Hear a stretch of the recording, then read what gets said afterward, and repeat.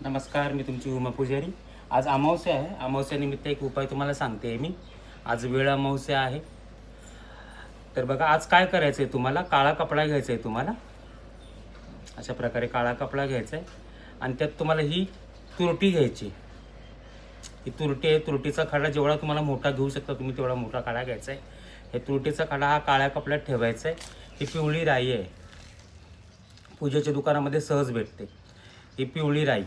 हां, त्याच्यानंतर ह्याच्यामध्ये एक रुपयाचा शिक्का, 1 रुपयाचा शिक्का, असं हे सगळं मिक्स करून ना तुम्हाला बांधून घ्यायची याची पोटली। आणि ही पोटली तुम्हाला तुमच्या घराच्या मुख्यद्वारावर बांधायची। आता याने काय होईल, जर तुम्हाला असं वाटतं की आपल्या घरावर कोणतरी काही वाईट क्रिया केलेल्या आहेत, करणीबाधा केलेली आहे, नजर दोष झालेला आहे, तर हा पूर्णपणे निघून जाईल।